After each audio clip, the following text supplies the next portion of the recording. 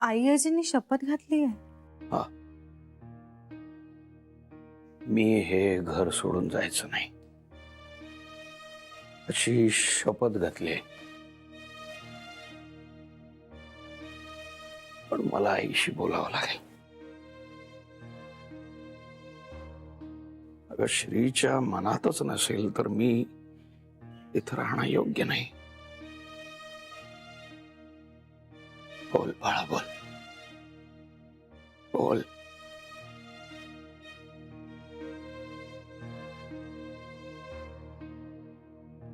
मला मला कळत नाहीये, पण सॉरी.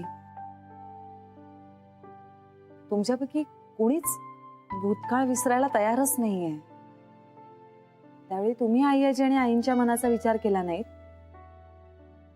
आज श्रीही तेच करतोय. जान्हवी, मी श्रीच्या इच्छेविरुद्ध त्याच्या मनाविरुद्ध इथं राहणं योग्य नाहीये. अगं त्याला वेळ लागेल. असं काही नाही होणार. स्ट्रॉंग आहे तो. तो सावरेल आपणहून. म्हणूनच सांगतोय, आपण त्याला स्पेस देऊया. कधी कधी दूर राहणं योग्य असतं. स्पेस पेक्षा प्रेम देऊया आपण.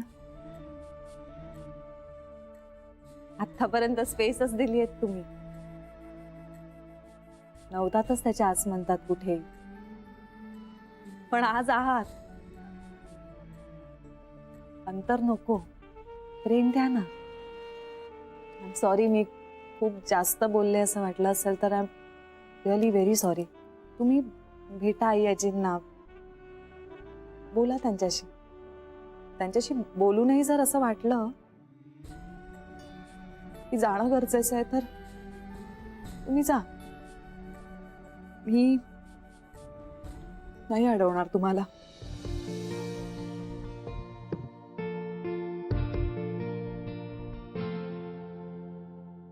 काळजात खोल खोल दुःख झरे,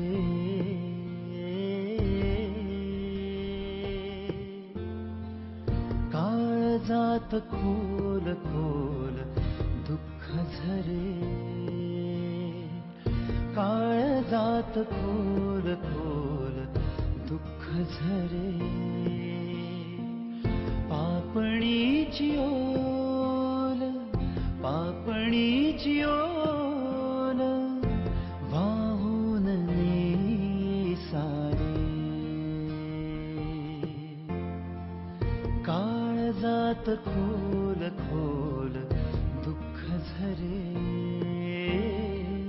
काळजात खोल खोल दुःख झरे. पापणीची ओल, पापणीची ओल वाहून सारे.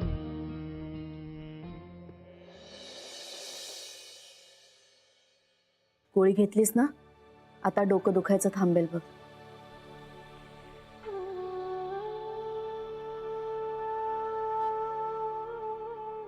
आई, ये ताई. आई, आई प्लीज नका ना ओरडू. आई, आत्ता ह्या क्षणी सगळ्यात जास्त कसली गरज असेल ना, तर ती तुमच्या खंबीर राहण्याची आहे. असं हातपाय गळून कसं चालेल? तू सांगितलंस ना, आता तसंच करे. वय किती वाढलं तरी असं लागतं अगं कोणीतरी सांगायला. आणि असं सांगितल्यासारखं वागलं ना की मनावरचा इतका ताण कमी होतो ना. हो ना. आता माझं ऐकाल? अजिबात रडू नका. काय होतं माहितीये, आपण रडलो ना की आपली विचारशक्ती कमी होते. पण विचार करायचीच भीती वाटते ग जान्हवी. समोरची उत्तरं येतील ना, ती खूप खूप त्रासदायक असतील. पुन्हा एकदा तोच प्रश्न उभा राहिलाय, नवरा की मुलगा. आणि पुन्हा एकदा हे धर्मसंकट नकोय मला. नकोय हे मान्य आहे ताई, पण पुन्हा तीच परिस्थिती आली. त्याला तोंड तर द्यावं लागेलच ना. दुसरा काही इलाज आहे का सांग? काही इलाज नाही. हे तरेबाईकपणा करणार, श्री अडमुठेपणा करणार, दोघंही आपल्या तत्वांना धरून राहणार, सगळं स्पष्ट दिसतंय मला. आणि या सगळ्यात मी काय करणार? काही नाही. तोंड दाबून बुक्क्यांचा मार सहन करणार, दुसरं काही नाही. पण मग का सहन करताय? जान्हवी, कारण मला दोघंही हवेत. मला श्रीला त्याच्या वडिलांचा सहवास मिळायला हवाय. आणि तेच नेमकं श्री नाकारतोय ना. पण आता मला त्यांना नाकारायचं नाहीये. मला माझं उरलेलं आयुष्य माझ्या नवऱ्याबरोबर घालवायचंय. आता या वयात संसार काय करणार म्हणा आम्ही.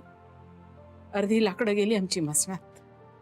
पण निदान ज्या माणसाबरोबर आपली गाठ बांधली गेली आहे तो आपल्या डोळ्यासमोर आहे, एवढंही पुरेसं आहे मला.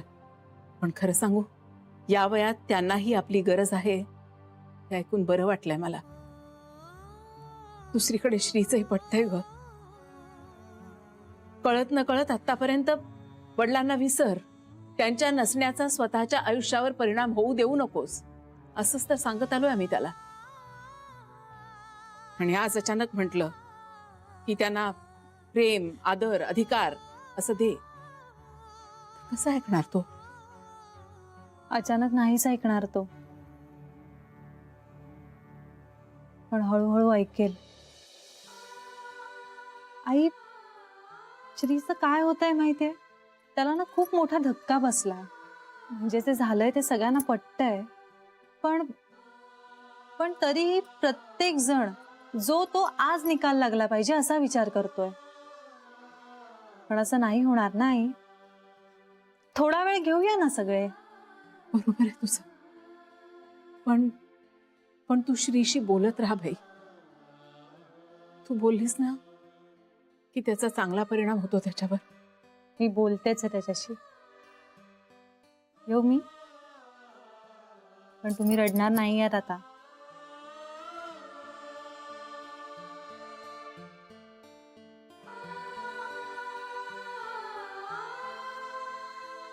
बरं वाटतंय ना? आता आराम कर जरा.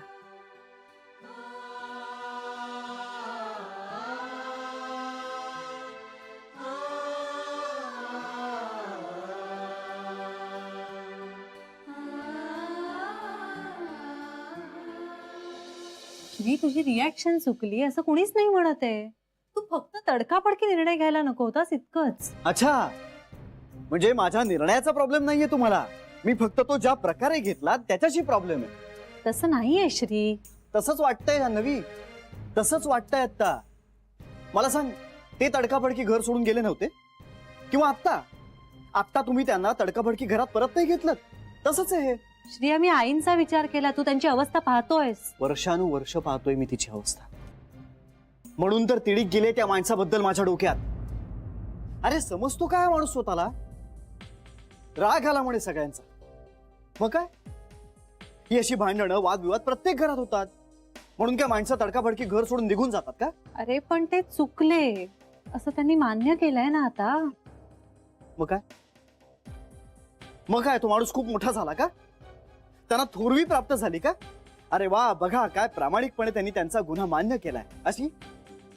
असं असेल तर मग तुमच्या म्हणण्यानुसार जगातल्या प्रत्येक गुन्हेगाराला त्यांनी गुन्हा मान्य केल्यानंतर त्याला सोडून दिलं पाहिजे ताबडतोब. आपण फक्त आपल्या कुटुंबाबद्दल बोलूया.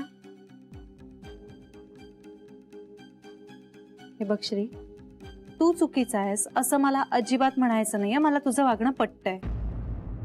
पण आईंच्या मनाचा विचार नको करायला.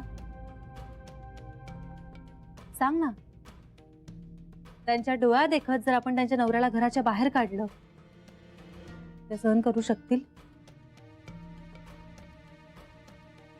जान्हवी, हा माणूस मला जगाबाहेर काढणार होता. पण आईंनी तसं नाही होऊ दिलं. म्हणून तर मला त्या माणसाचा तिरस्कार वाटतो. जान्हवी आई होती म्हणून मी आज आहे. Otherwise I would have been dead long back. हे बघ जान्हवी, माझ्या आईला आणि आई आजीला इतक्या घाणेरड्या पद्धतीने दूर करणारा माणूस मला माझ्या डोळ्यासमोर नकोय, या घरातही नकोय. कळलं? आय होप तुला सगळी उत्तरं मिळाली की अजून काही प्रश्न आहेत?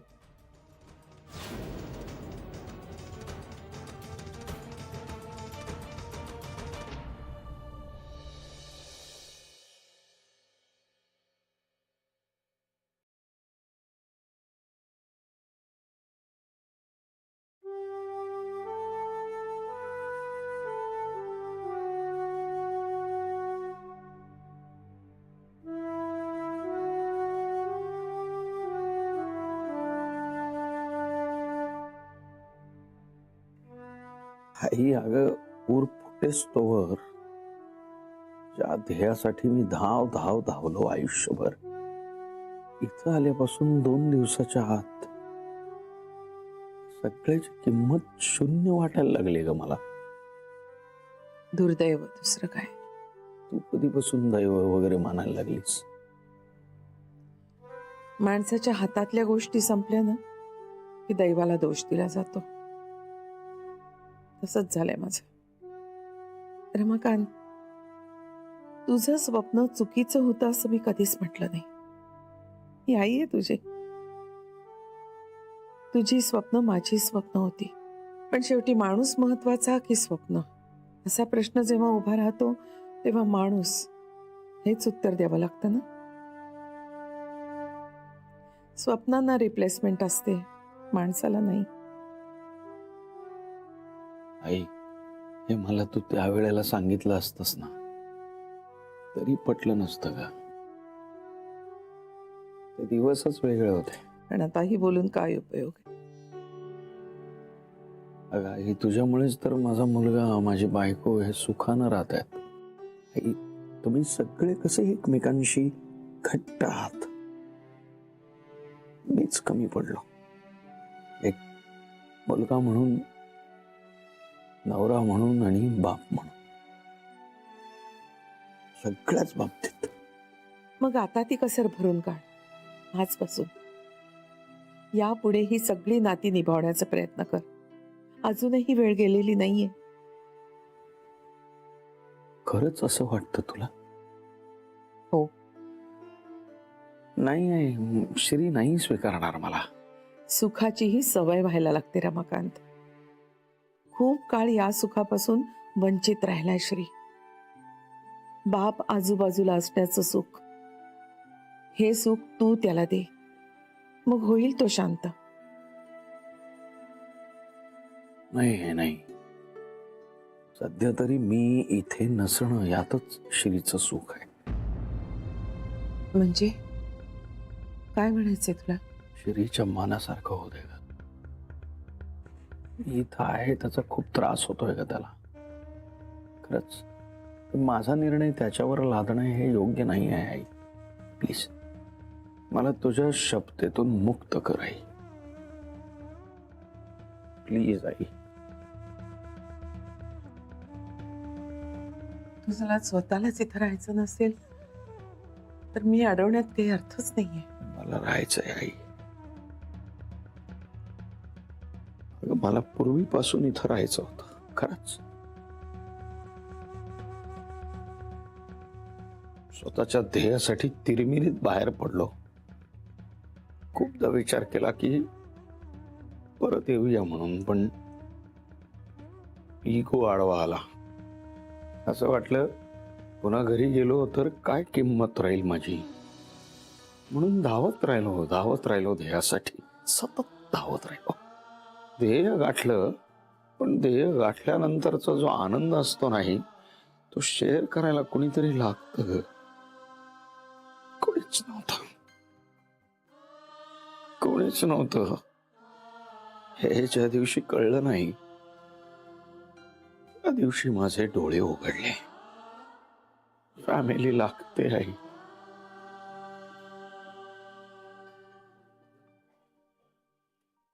फॅमिली लागते. माझ्या मुलाला जे 28व्या वर्षी कळलं ते मला कळायला खूप उशीर झालाय. काय कळलं श्रीला? हेच की जगातली कुठलीही संधी आपल्या कुटुंबापेक्षा मोठी नसते. तुझे संस्कार आई,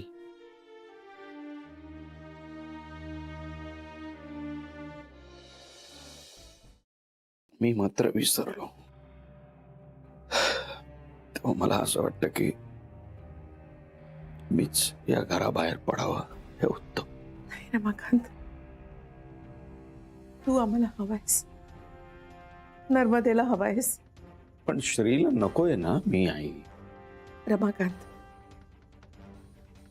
माझ्या सुनांचं मत मी नेहमीच जास्त महत्वाचं मानत आलीये. तू गेलास तेव्हाही आणि आताही. नर्मदेचं मत, तिचा विचार हा माझ्यासाठी जास्त महत्वाचा आहे. नर्मदा इमोशनल झाले आई. तिला आता निर्णय घेता येत नाहीये. मग आपणही नको घ्यायला. तिला जेव्हा घेता येईल तेव्हा घेऊ दे. नाहीतर आपण पुन्हा तीच चूक करू रमाकांत. म्हणजे तू घराबाहेर पडण्याचा निर्णय घेऊ नकोस रमाकांत. लाज वाटते का मला हा बाप म्हणून घेण्याची? नको वाटून घेऊस. श्रीचा बाप आहेस याचा अभिमान बाळग. खूप चांगला मुलगा आहे श्री. तुला तुझ्या निर्णयाचा पश्चाताप होणार नाही, नक्की.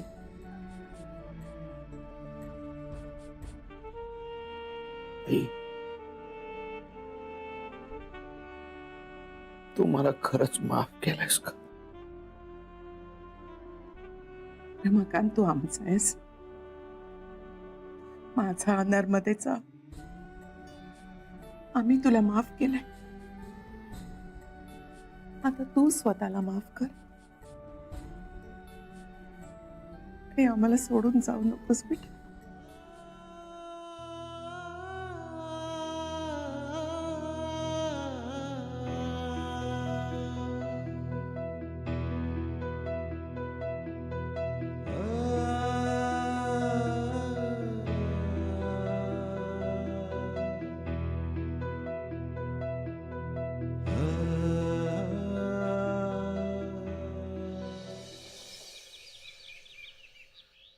परमेश्वरा, श्रीला त्याच्या वडिलांना क्षमा करण्याची सुबुद्धी दे.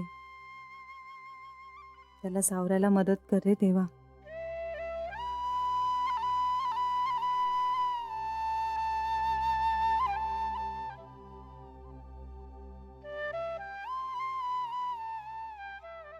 काय मागितलंस देवाकडे? सध्या दुसरं काय मागणार? थोडीशी शक्ती आणि बुद्धी मागितली. आपण अपुरे पडतो त्या त्याच्यासमोर सरेंडर व्हावं असं वाटतं ना, इतकंच. खरंय, आपण हर प्रकारे प्रयत्न करत राहिलो तरी शेवट आपल्या हातात नसतोच. तो एक सस्पेन्स कायम ठेवून दिलेला असतो त्यांनी. काका, तुम्हाला काय वाटतं, काय करावं? मला विचारशील तर मला दादा इथे राहायला हवाय. जी संधी मला मिळाली ती त्यालाही मिळायलाच हवी.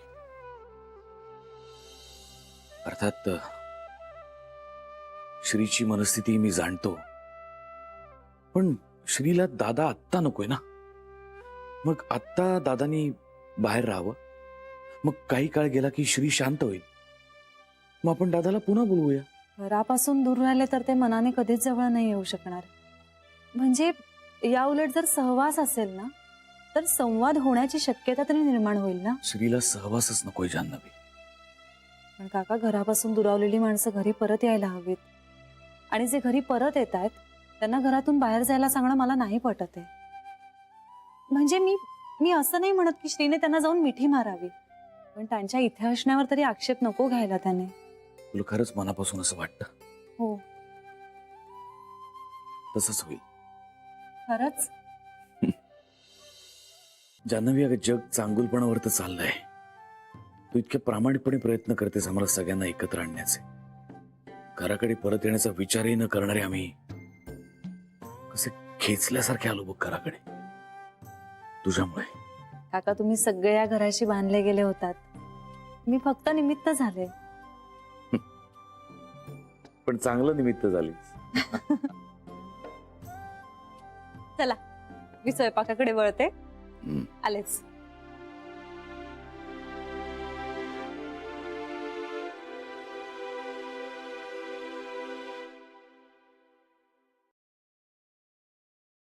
देवा, या घरची सून म्हणून आलेली ही मुलगी या घरातल्या सगळ्यांना एकत्र आणण्याकरता धडपडतीये. आमच्यासाठी नाही पण तिच्यासाठी तरी हे गोकुळ असंच भरलेलं राहू दे. ताईला आता या उतार वयात भाऊजींची सोबत हवी असं वाटत असेल तर त्यात काही चुकीचं नाहीये ग. आणि आता भाऊजी आलेत ना इथे, त्यामुळे वहिनींना जास्तच असं वाटत असणार. एरवी काय आला दिवस ढकलत होत्याच की त्या, आणि तेव्हा काही पर्यायही नसतो म्हणा. समोर येईल त्यात आनंद मानतोच की आपण. हो ना, पण दादा आता इथे कायमचा राहायला येईल अशी शक्यता निर्माण झाली. आणि आता त्याच्यामुळे ना बहिणीच्या आशा सुद्धा वाढल्या असणार. पण आता जर दादा परत गेला ना तर मात्र वहिनीला खूप जास्त त्रास होईल. हो, पण श्रीचा रागही चुकीचा नाही आहे ना ग. नाही नाही नाही, म्हणजे दादाबद्दल सहानुभूती नाहीच आहे मला. त्याचं चुकीचंच होतं. पण आता तो आलाय ना तर राहू दे त्याला, ह्या मताची आहे मी. आणि तेही अगदी अनपेक्षितपणे स्वतःहून आले ग. आता त्यांना जा म्हणणं बरोबर नाही वाटत. मलाही भाऊजींनी राहावं असंच वाटतंय. मलाही.